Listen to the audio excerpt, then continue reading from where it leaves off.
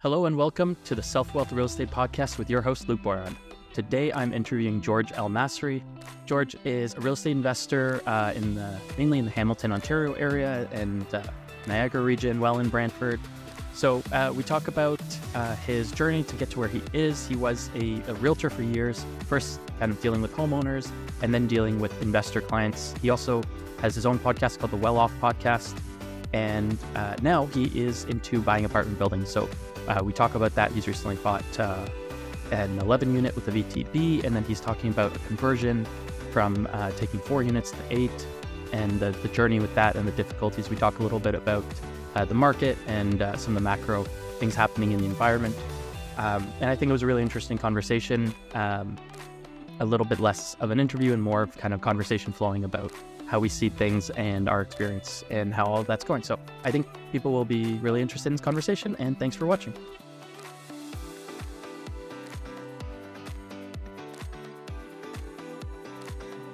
Welcome, George.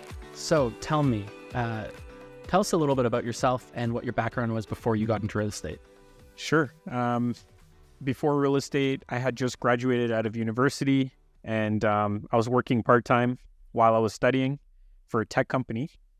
And then the easy thing to do was to join them and go full-time with them after I graduated. They offered me the position. I didn't like my job, but I took it, again, because it was easy.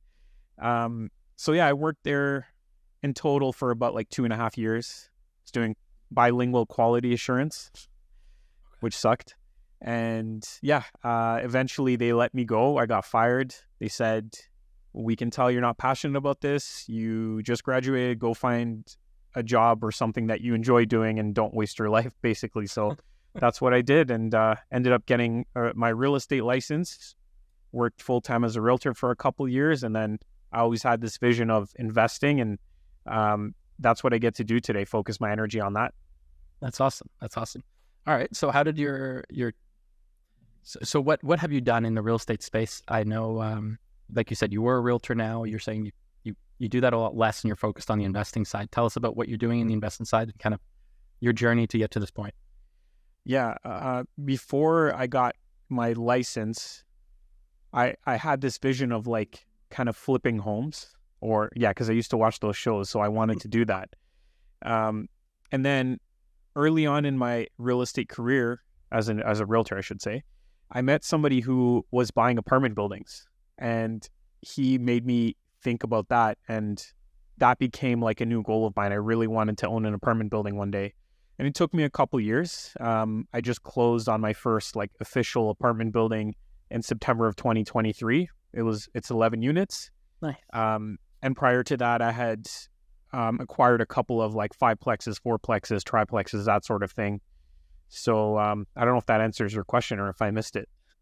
No, I think that's great. So what was the first rental you got into, and how did that progress? What was that experience like in that journey? Yeah, the first rental was in 2017. It was a illegal duplex, which sat on the market for a while because it had troublesome tenants, let's say. It was in really bad shape. There was mold, cockroaches, fleas, all sorts of things, which I'm sure you've dealt with a lot. So a lot of people, I guess, didn't want to take on that headache. And I thought, perfect, let me take it on for my first property where I don't know what I'm doing. I don't know how to renovate anything, have zero experience, because it was cheap. So I bought it, did a lot of the work myself, installed flooring, installed a kitchen, all sort of baseboards, all that stuff, and took care of the fleas and the cockroaches, and refinanced it a couple months later and was able to withdraw all the capital that I had put into it, and had access to some money to go ahead and buy another one. Nice. And where was that first one? In Hamilton. Okay. Yeah. And were you able to convert it to a legal duplex, or you kept it as... No, I kept it. I actually converted it to a single family. At that time, I was scared about operating it as 2 units, and I didn't have the budget to go for a legal conversion.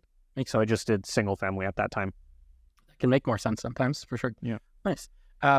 It's funny, fleas are not something we deal with often here. I actually dealt with just recently my first really badly flea infested house. Yep. Most of the time You hear more about these insect infestations in the States because it's warmer down there, so they don't die in the winter, right? Yeah, yeah. Whereas here, you don't hear about it as much. So we just had one in Aurelia that was bad flea infested and rat infested. But what did you end up doing? Did you just hire an exterminator to get rid of the fleas and the roaches, or did you figure it out yourself? Well, the fleas, I had a company come and spray probably like 6 to 8 times in total, I'd say, and that was partly my fault. So what you're supposed to do after you get flea treatment, which is a chemical spray, you're supposed to vacuum like the floors regularly to suck up any flea eggs so that they don't hatch and continue to grow. But I didn't do that. I didn't know that I was supposed to vacuum. No one told me, and I never asked. So Well, that's kind of their fault for not telling you that. Yeah, exactly. So after about like 4 treatments, I'm like, hey guys, what's going on? Like, there's still a ton of fleas in here. And they said, well, are you vacuuming? No, I didn't know. So I started vacuuming, and the problem went away pretty quickly after that. But yeah, the house like had a lot of carpet in it, and the fleas love the carpet. So the first thing I did, and this was even before I knew there were fleas, by the way, I went in and ripped out all the carpet. So yeah, I'm glad I didn't like bring them home at that time, because I still lived with my parents, and that would have sucked. But yeah, I was able to address that issue. And the cockroach thing, funny enough, I ordered like this poison from the States, like from Amazon, which you can't get here. And that worked. Like I just put that wherever they told us, wherever the instructions said to put it, and that got rid of the problem. And I also left the heat off for a bit in the wintertime, which was risky. I could have had some burst pipes, I guess, but it worked out, and the roaches died. And I got rid of all the appliances and all the stuff where I had roach nests.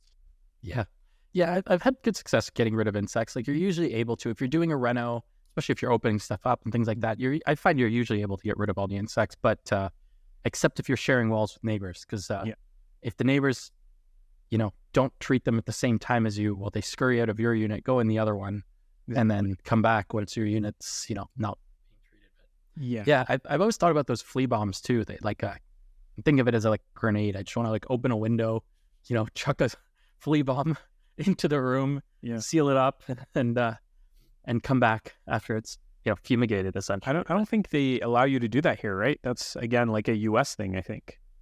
Possibly. I haven't looked. See, yeah, we the place in Aurelia we ended up treating ourselves. They wanted to charge quite a bit for the rat treatment, which I didn't find that was that necessary.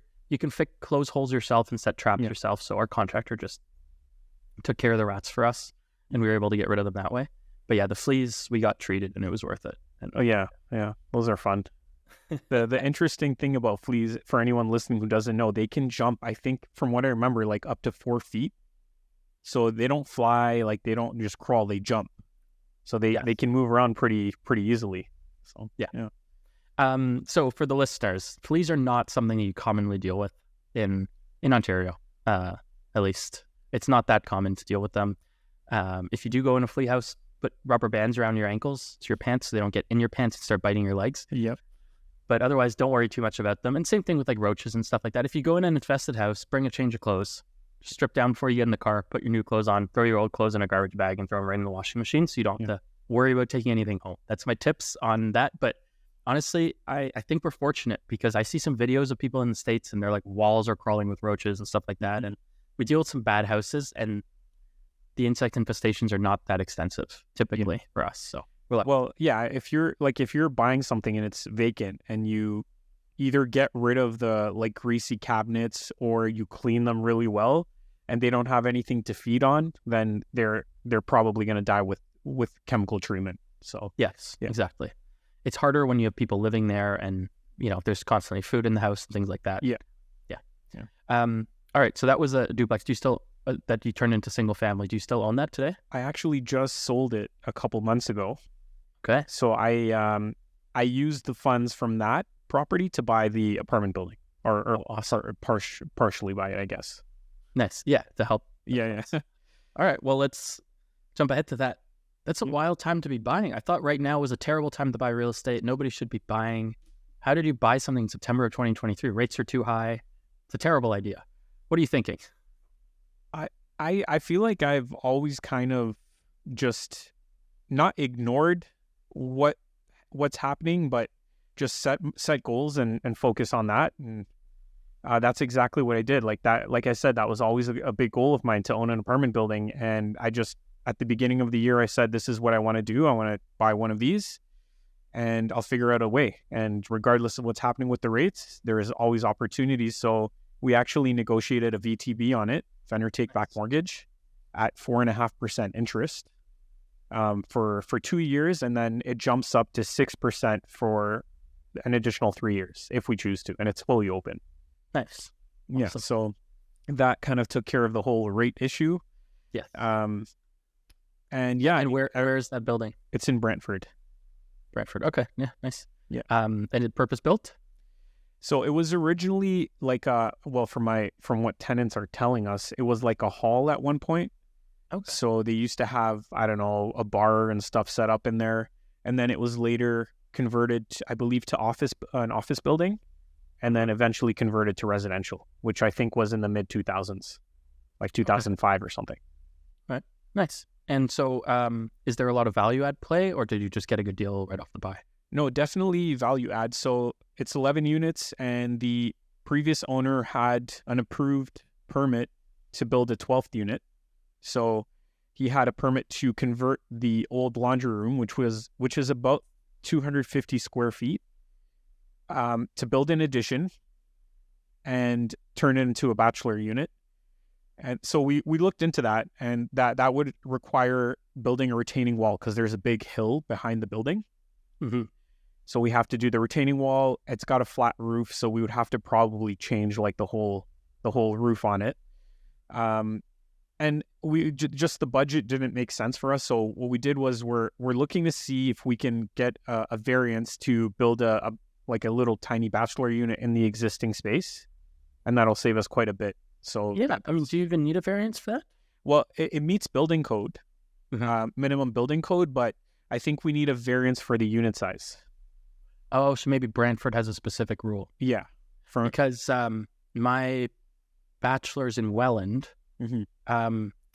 Basically we ended up having some structural walls where we were going to divide up another unit into two. Mm-hmm. And we were going to have 2 units that were probably, say, about 350 each.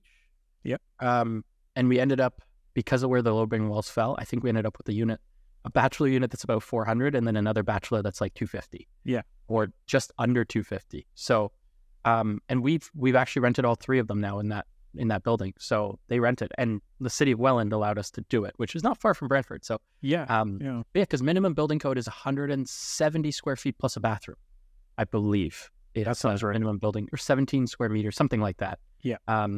So 250 is definitely well within building code. It's going to be an affordable bachelor, which is nice. Exactly. So just out of curiosity, what did you get for your 250 square foot bachelor for rent? Trying to remember. I think it was 1,100 plus hydro, which is also their heat. That's awesome. That's a great price. Yeah, absolutely. Yeah. So this is my thinking. Like if we did do that addition, and let's say we added an extra 150 square feet, how much more rent are we going to get? And I don't think it's going to be worth it. So no. Yeah. That's why hopefully it sounds like the variance will go through, because the designer I'm working with reached out to a planner, and they said, like, we don't really see any issues with this. We're just waiting for the date. Yeah. And the ideal tenants, like the applicants we've gotten, the ideal tenants for us to mesh with the other tenants in the building, because we have a variety. We have 2 bedrooms, 1 bedrooms, and then some bachelors.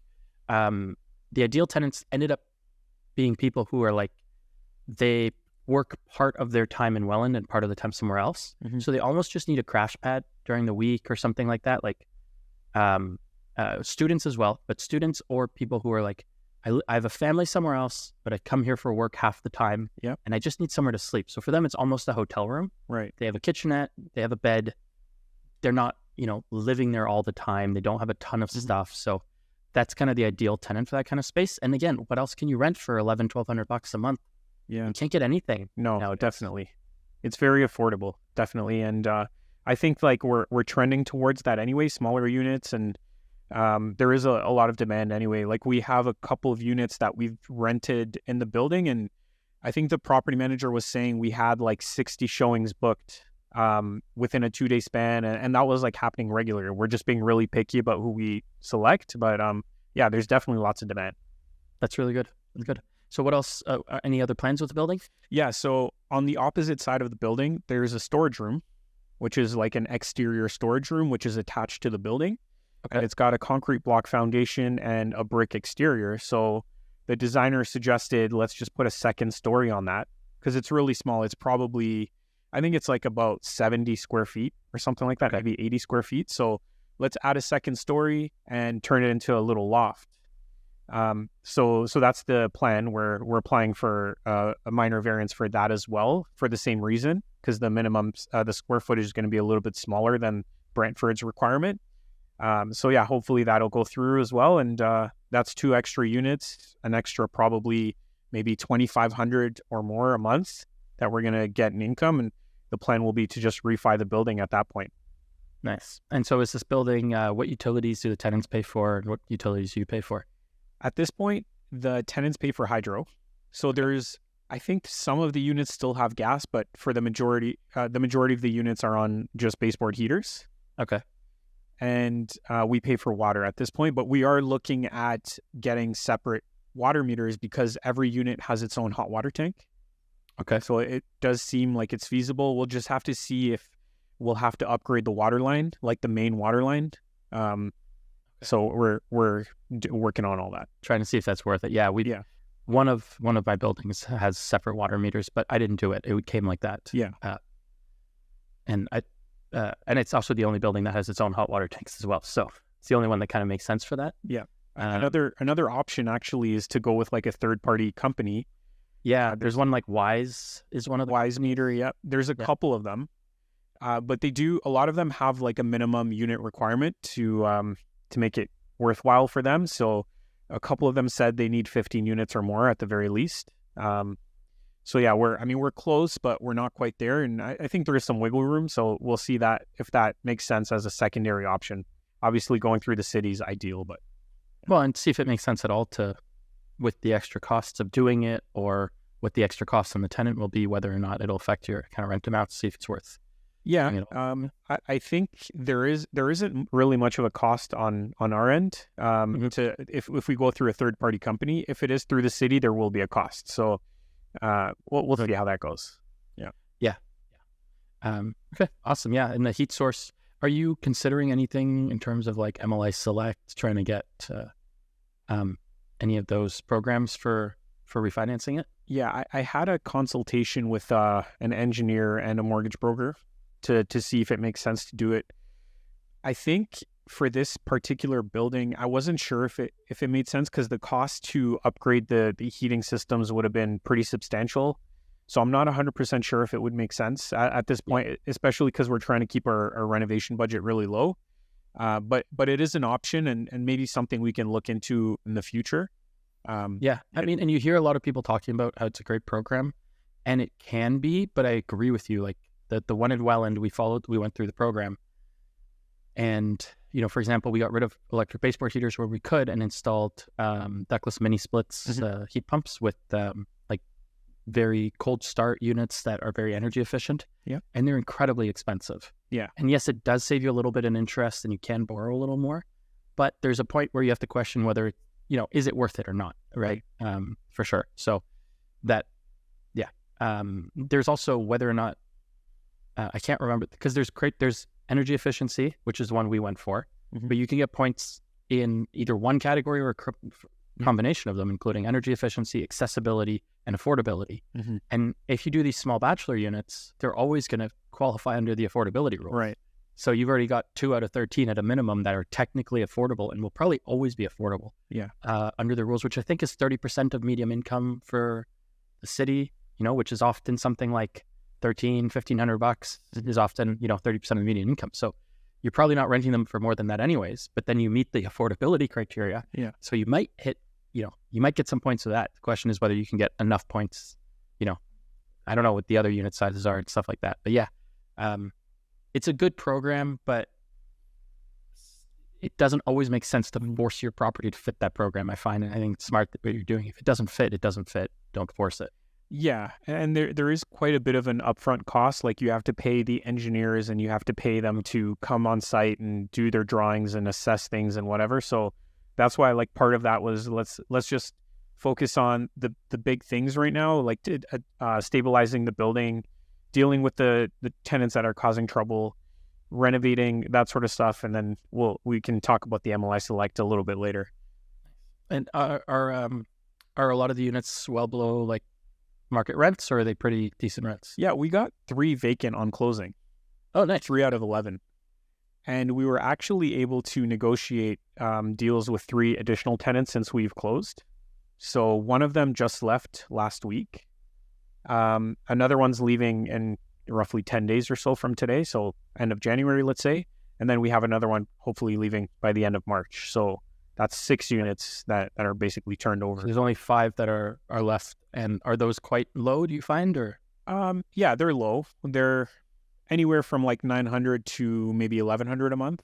Actually, sorry, crazy. One of them is actually at market. So one of them is a 1-bedroom that's rented for like $1,540 a month. Nice. Okay. Yeah. So not crazy. It's not like it's necessary to make the numbers work to turn those over. You can keep the other 5 tenants and still make the numbers work, I'm sure. Yeah, like our initial pro forma set, we had turning over 6 units in a 5-year period. We were very conservative, so doing that right away is great.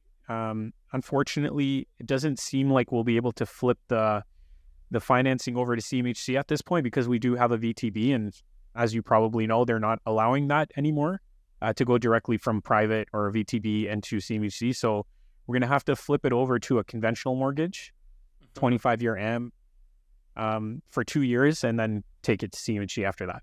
Okay, yeah, I knew about that issue, and for some reason in my mind, I thought it was just for going through MLI Select, because that's kind of where it came up on a property that I had MLS was going through MLI Select. But you're right, it's come up on other properties too. So yeah, that makes sense. That's an issue. So you'll have to go. Hopefully that'll change.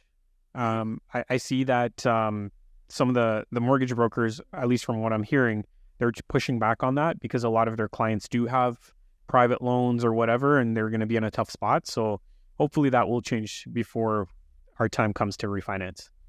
Yeah, and you've got time, whether it's at the end of the first 2 years or you turn over these 6 and you start looking into it, like it might be worth it, because by the time you turn over those 6 plus potentially 2 new ones, at that point you're probably in a really good position to get quite a bit of cash out. Yeah. And I mean, your payments will go up if you borrow more money out and you're paying principal and interest. But I don't know, the way bond rates have been heading, you may end up getting better than 4.5%. I just refinanced one at the beginning of December, kind of before rates started dropping heavily, and had to do a slight buy down to, I think I ended up at 4.75 or 4.7 on a CMHC mortgage. Yep. But I had to do a little bit of a buy down. I think but now I think probably 4.5 is about right where we would have ended up. Well, just because the way bond rates are heading. I have one that I'm refinancing right now, and I was, I think I was at 5.14. But I have a mortgage broker involved that's obviously taking a little cut. So I don't know if you had the same situation, or did you go directly to the lender? In that one, I believe I think we had, I think we were direct on the lender to that. But for us, we've got another one that we're dealing through a broker, and the broker just makes their fee. And if anything, actually, they get us a slightly better rate. We found we're getting a better rate with them. So, but again, ours was CMHC. And I think we would have ended up close to the 4.95 or something like that. And we actually had to do a rate buy down to qualify for the amount we wanted to qualify for. So we actually had to pay money, buy down the rate to a 4.75. That way we qualified for the amount we wanted. Yeah. And again, rates have been falling. So the bond, it's been great. Well, it sucks that I just refinanced that before the rates fell, but they've fallen quite a bit. We're, in beginning mid of January right now. So they've fallen quite a bit in the last month and a half. Yeah, so that's kind of the situation I'm in now, because I'm doing a CMHC mortgage on another property. I signed a 1-year conventional last year, which is due in April. Okay. So the mortgage broker told me, like, you've been approved for this loan, and they want to close mid-January.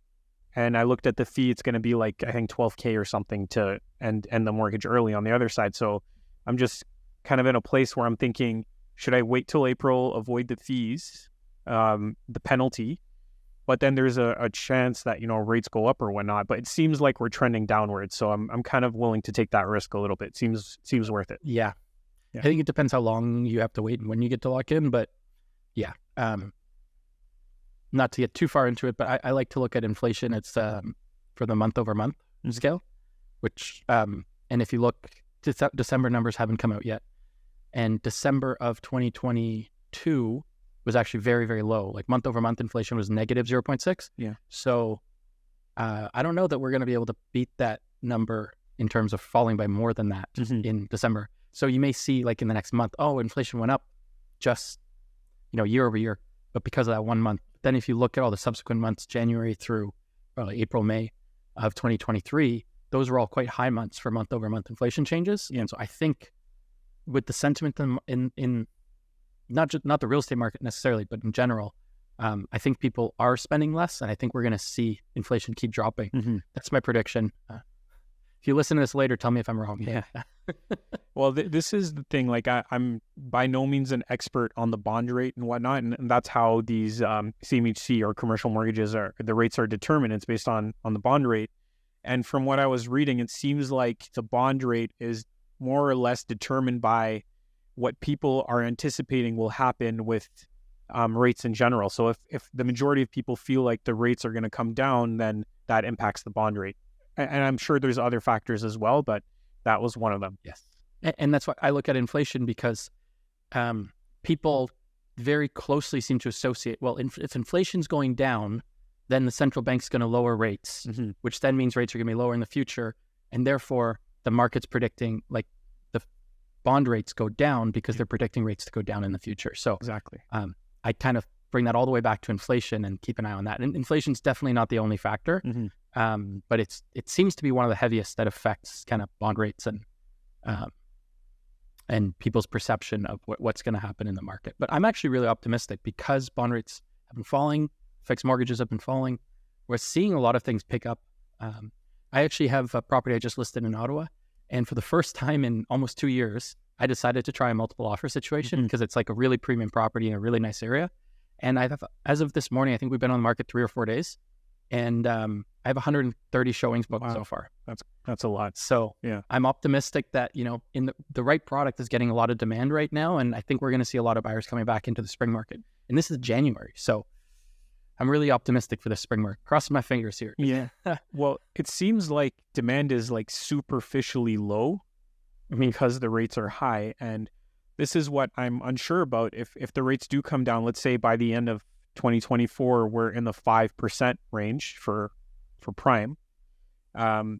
Is that going to create like a frenzy in real estate? So we'll see what happens, but I just feel like a lot of people are on the sidelines waiting for rates to come down, and then there's going to be a lot of activity. Are you a savvy real estate investor looking to maximize your profits? Well, if you're buying properties off the MLS, you're not making as much as you could. The most lucrative way to boost your bottom line is by acquiring investment properties off market. By buying privately off market, you're able to save tens of thousands. Now, the problem is finding off market properties is really hard and takes a lot of time, effort, and money to do. Bliss is your #1 source, delivering exclusive deals that you will not find on the MLS directly to your inbox. Bliss's extensive network and insider connections gives you access to properties that are not publicly listed and at a discount. We've helped hundreds of investors across Ontario and BC source the right properties at the right time for their portfolio. Buying assignable purchase contracts through Bliss at a discount helps facilitate higher returns, lower competition, and deals that align perfectly with your investment goals. From start to finish, Bliss's world-class team of real estate professionals makes the process seamless for all investors. If you're ready to elevate your real estate investment strategy, visit us at offmarketbliss.ca to join our buyers list and start receiving exclusive off-market deals directly to your inbox. The most profitable opportunities await, and they're exclusive to you and our valued buyers list members. For your next project, check out Bliss, the go-to source for off-market deals. Yeah, I think that's the same, and I think some people are trying to get in because they think the activity is coming, so they're trying to get in before the activity, which is good because that's going to almost repeat itself. So we'll see how it all plays out. I'm optimistic. Hopefully, I'm not wrong. But yeah, let's get back. So you bought that property, Yeah. and you mentioned before we were recording that you have another bigger project as well. Tell me about that one. Yeah, 4 townhomes in Welland, actually. So we bought these. It was like a block of homes. Nice. They're How old are they? they're old. They're I think from the 1920s. Okay. Yeah. So they're like little 3-bedroom. It was kind of more like a 2-bedroom plus den. And we had basically when we bought them, we had 4 tenants in it. So we assumed all the tenants, and we got a VTB about 73% loan to value, 1% interest only for 12 months. So super low rate. And we figured like if we do go into the negative the next year, we'll be able to use the surplus from year 1 to cover that, right? And that's what we were thinking we might be able to negotiate with the tenants. 2 of them, well, one of them we negotiated with, she left right away. We settled. The other 3 were not willing to leave. So we went through our whole permitting process to get drawings and stuff for a duplex, a legal duplex for each of them. And we filed an N13 as well for the eviction. And we just had a hearing a couple of months ago, so about 3-4 months ago, and we were able to like work something out with the remaining tenants. And now we're in the process of doing the work. So one of them is being converted. It's almost done. We're pretty much going to lift the rent from the original $1,100 a month to about $2,600 a month between the 2 units. Right. That's going to be really helpful because obviously we weren't expecting our mortgage payments to be so high in year 2 and on. So, nice. Yeah. Are you? When did you buy that one? March 2022. Okay, so you're already in your second year. Yeah. Okay, so you already have your next mortgage. Okay. Yeah. So it took a while to get the hearing date, I assume, for those tenants. It took a while. We actually had a hearing in March of 2023, but the paralegal that I was working with said like the last couple hearings they had for N13s, the adjudicators were really tightening down. They didn't want people to just pretend they were going to do renovations and have the tenants leave. So they said like, hey, we're going to have to adjourn this. I need you to get all of your documents ready. I didn't have like the full approved permit at that point. Yeah. I need you to follow this, this, and this. Like I had to pay the tenants 1 month rent before the hearing. And yeah, just have everything ready to submit. So we did that, and it actually took almost an additional year to get another hearing. Yeah. So that was a whole process behind that. Absolutely. Yeah, it takes. Yeah, I had a similar situation. Did you file under renovation or demolition? They filed, and I think it was. I'm assuming renovation. I don't know. I'm not 100% sure. Okay. Yeah. Yeah, because it's a bit of a gray area, and you don't always know how it's going to go with the adjudicator. Yeah. But because some argue that, well, no, that's a renovation, not a demolition, because part of the unit still exists or something like that. Yeah. And so they should have the right. If it's a renovation, they should have the right to return. And I was lucky. The one in Welland, we basically used a similar thing because we took a 12 unit and converted it to 17, but we didn't. We actually divided up units. Yeah. So we basically told the tenants, hey, we're going to be applying for permits to divide up your unit into, like, you and your neighbor, we're taking a bit off of each, combining them and making 3 units. So your unit's not going to exist anymore. You need to leave. And we were able to negotiate cash for keys with all of them, essentially. All of the ones we were doing the renos to, we were able to negotiate cash for keys pretty easily.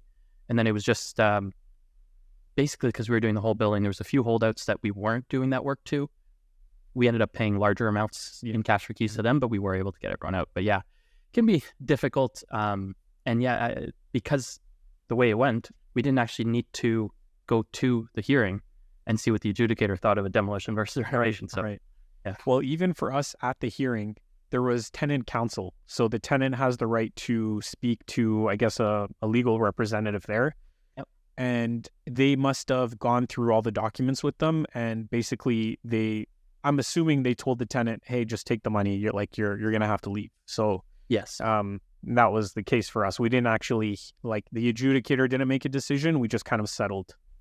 We just had one happen similar to that. Yeah, that happens often because things get thrown out of the landlord-tenant board so easily for the landlord. Yeah.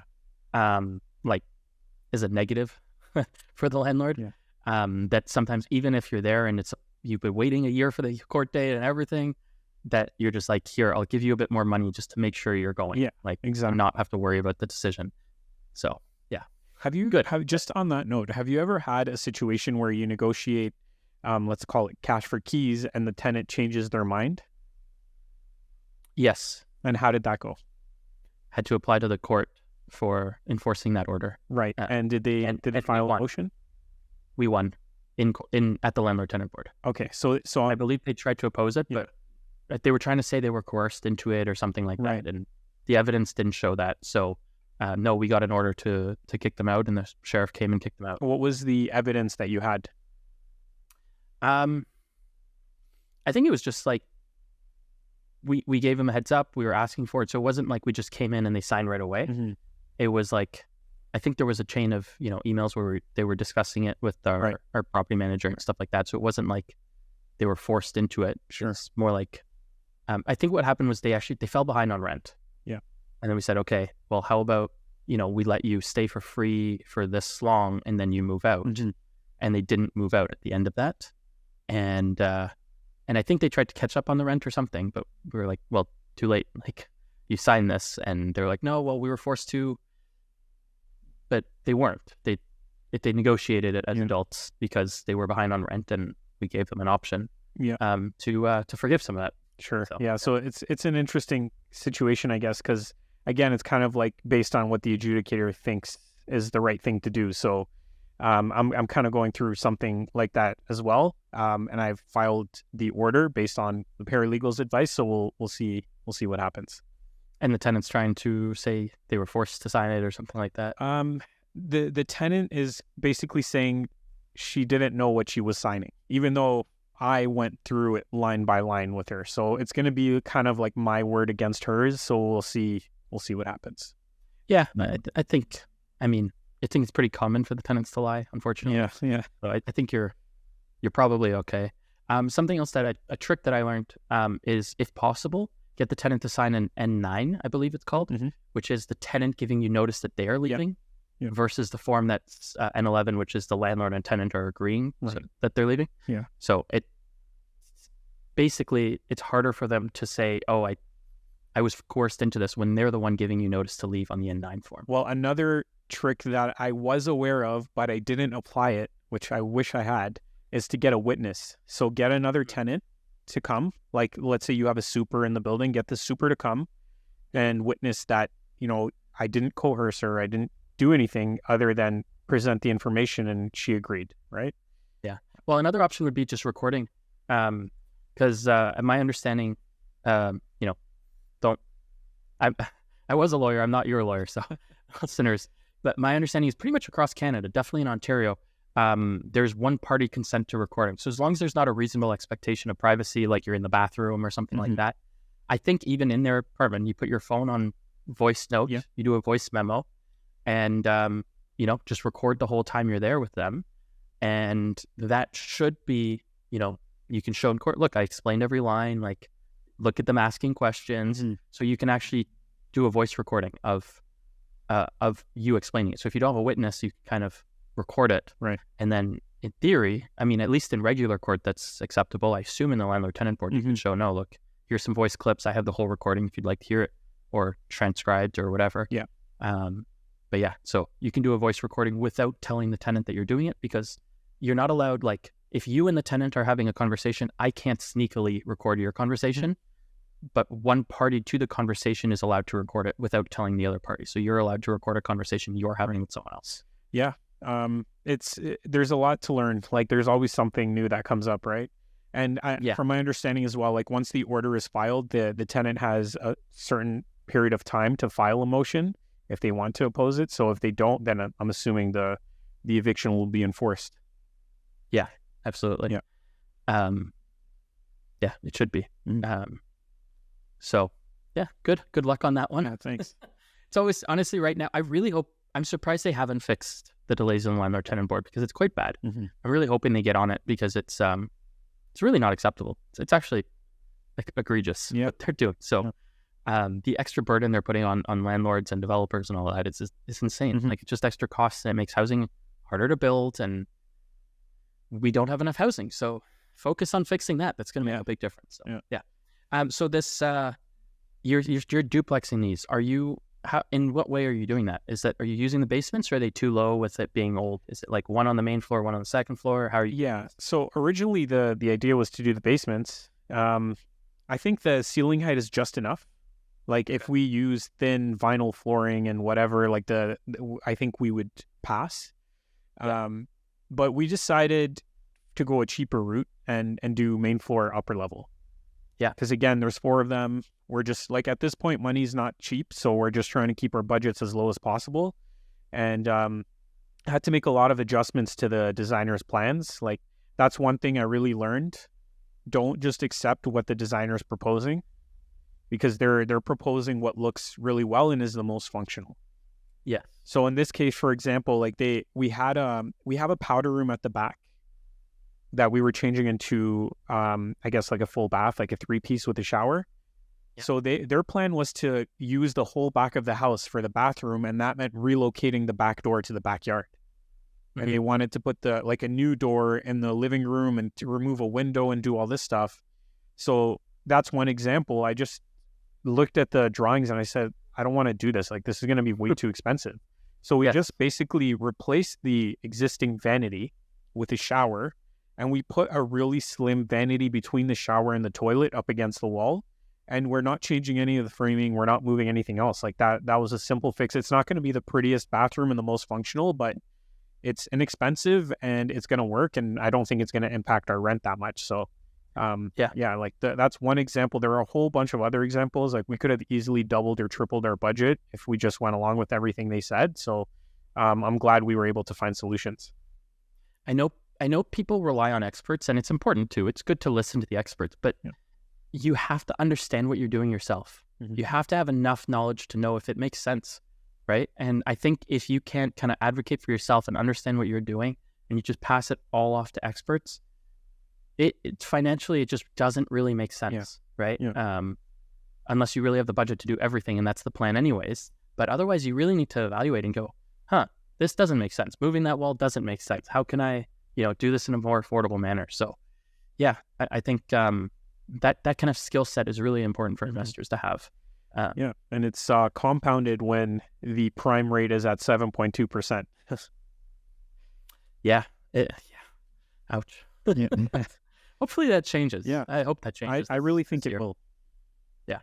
I'm obviously not expecting the rates. One of my properties has a fixed rate mortgage at it's a duplex, but at 1.65%. Awesome. Yeah.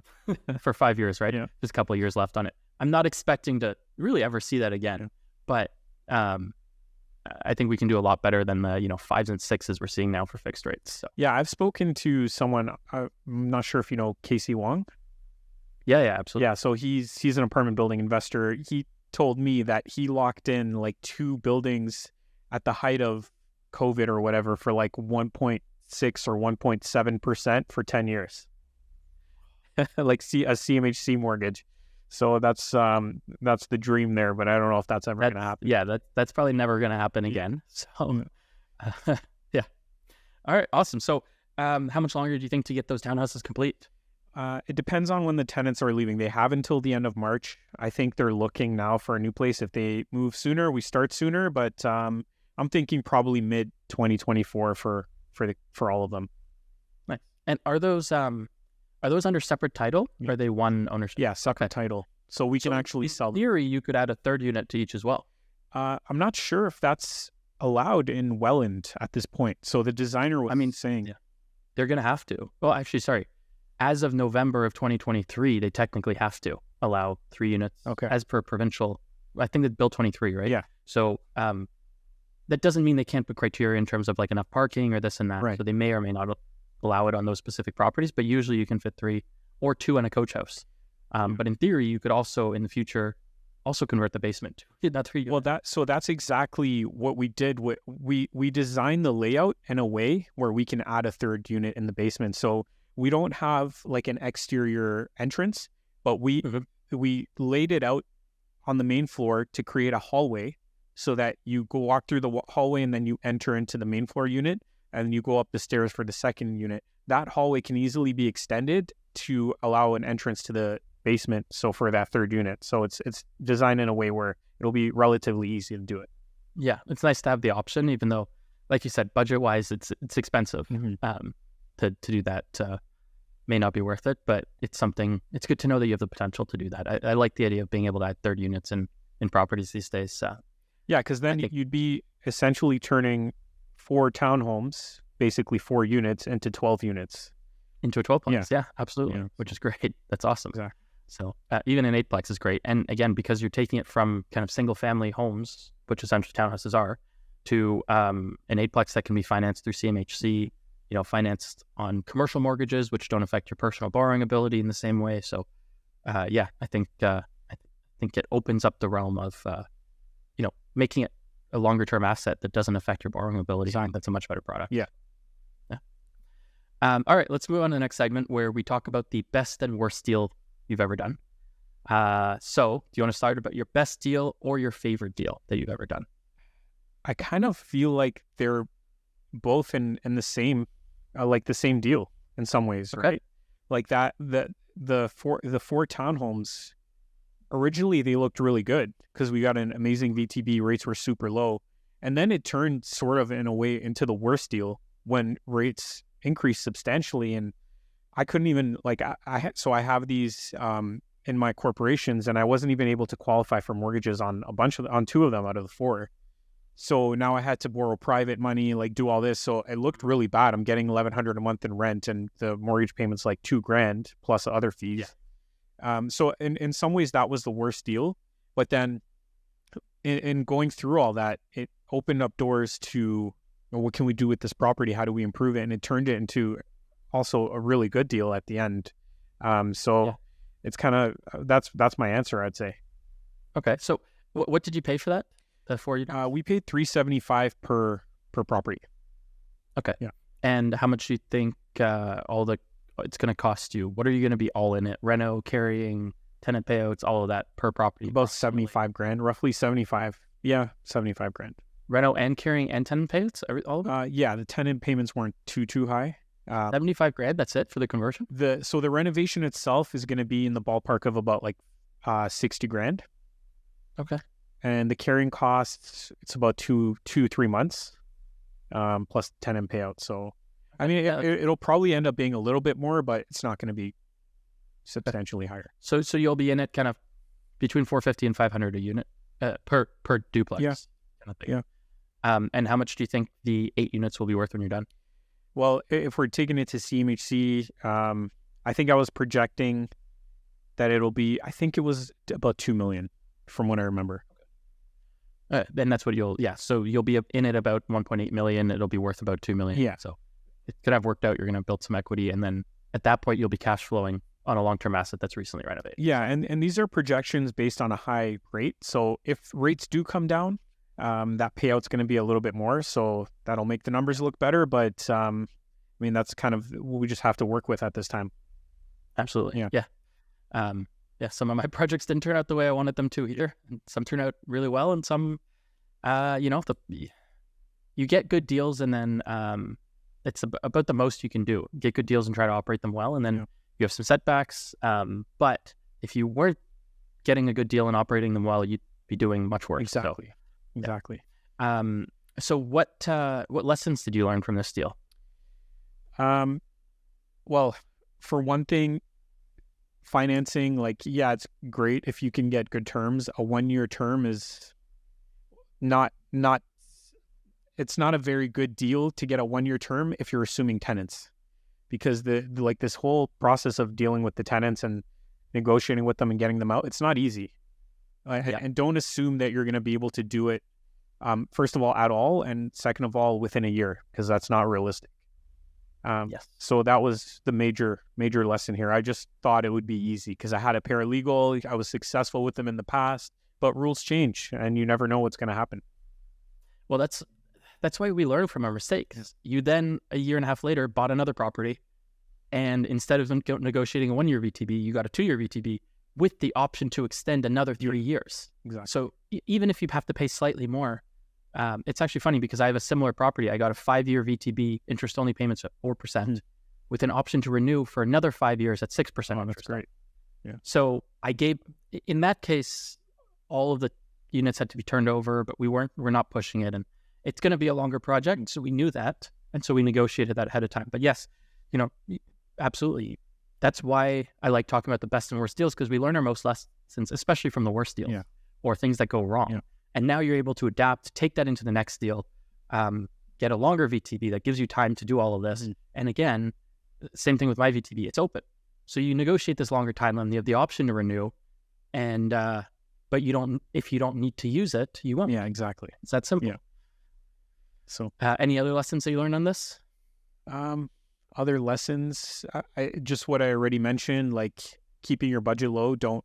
It's easy to overspend on a renovation. So I think you gotta like set the bar really low in terms of your budget and try to get there. But obviously not taking cutting corners and taking shortcuts and that sort of thing. But it's so easy to go over budget. So just keeping a tight budget is important. Yeah. Nice. Yeah. So I know you're still licensed as an agent, right? I am. And you were at least mostly an investor-focused agent. For a couple years, yeah. So I'd say like when I first started, which was in 2013 up until about 2018, maybe 2019, I was just working with like regular homeowners. And then I started shifting my focus on working with investors after that. Nice. Yeah. Okay. And now you said your wife is licensed as a realtor, and she's taking over more of the realtor side of the business? She works with, people who are buying their first homes and upsizing, downsizing, like primary residence type of thing. And yeah. Nice. Okay. It's nice that you guys help each other out, I assume. You're able to cover for one another and things like that. I just appreciate that she's like generating the income that we need to live, and she's allowing me to build our wealth and reach our like long-term goals. So it's a really good combination, and it works for us. Yeah, I think that's really great, because it's very difficult to be built a full-time real estate investor just building a rental portfolio without another source of income, right? When you're starting out, it takes a while to build, enough income to kind of live on and have a, backup income for covering expenses if things go wrong on project. And, for me, I have the active real estate business with the flipping and wholesaling, and then I'm able to buy rentals with that. So it's kind of that's how I have the two sides for me. But if I was only doing the rental side, I wouldn't be able to afford to, essentially, right? For sure. Or you get into different structures where you have to charge like large acquisition fees and things like that to when you raise money with partners. And so that's one way to generate kind of income through that side, but it's harder. So yeah, it's nice the way you have it set up. And I know we've talked about this a lot, but when the rates were low, like our portfolio was looking really good. We were cash flowing really well.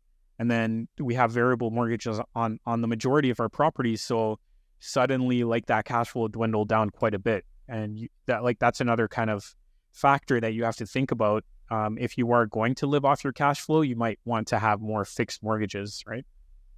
Yeah. Especially if you know for sure you're never going to be selling them. Yeah. Because that's like, I understand people lock into variables. Not all of my properties, but many of them were on variables for my like smaller like singles and duplexes. And, there was a study done that 90% of the time you're better off with a variable. Yeah. And part of the reason for that is actually because of, as rates were falling, the interest rate differential on the fixed mortgages were so much higher.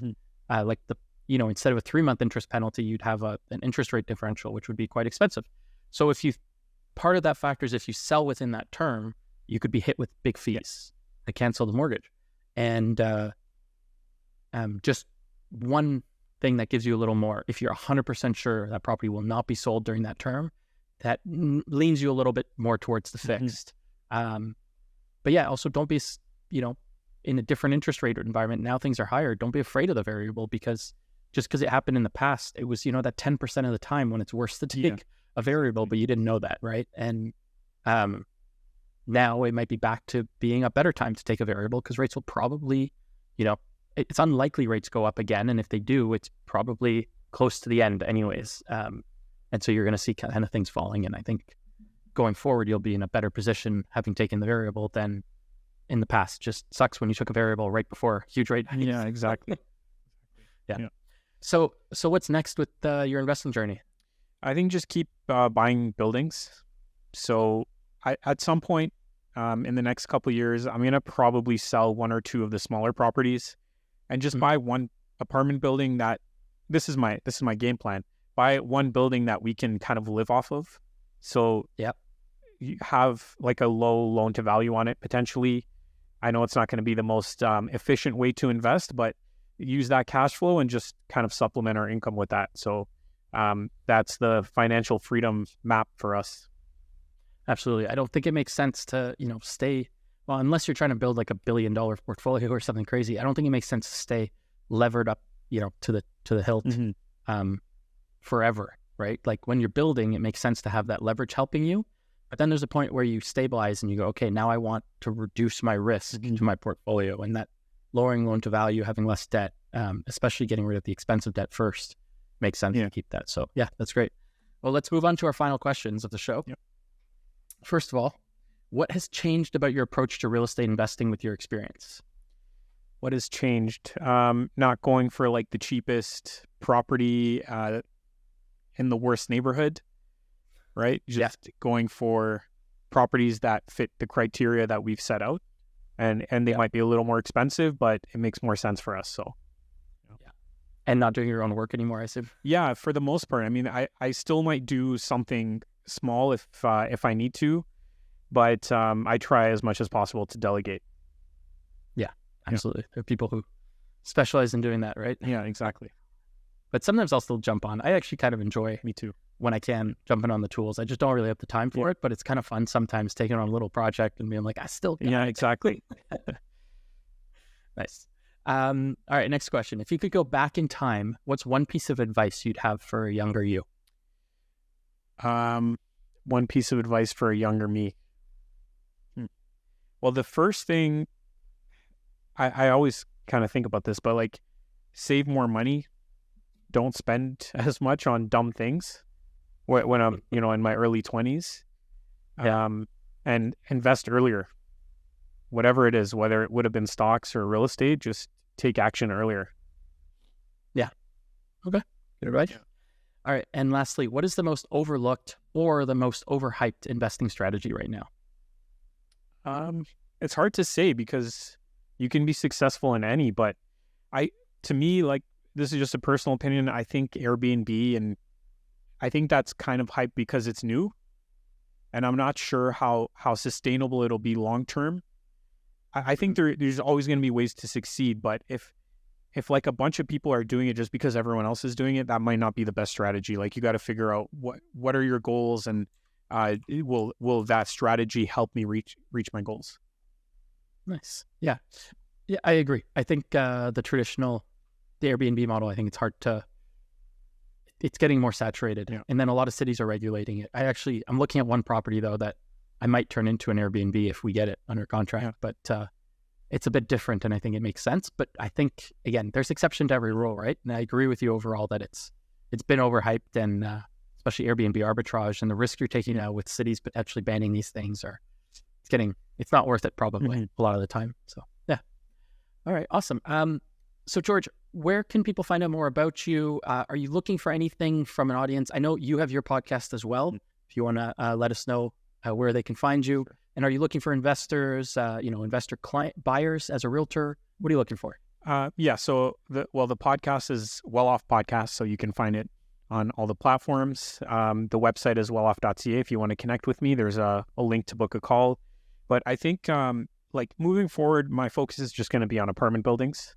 So 10 plus units. If anyone's listening and they're interested in buying that type of property, then I'm happy to either represent you as a realtor or even just to discuss and help you out with your deal. So that's the focus. That's awesome. Well, thank you for your time, George, and we'll talk to you later. Thank you, Luke.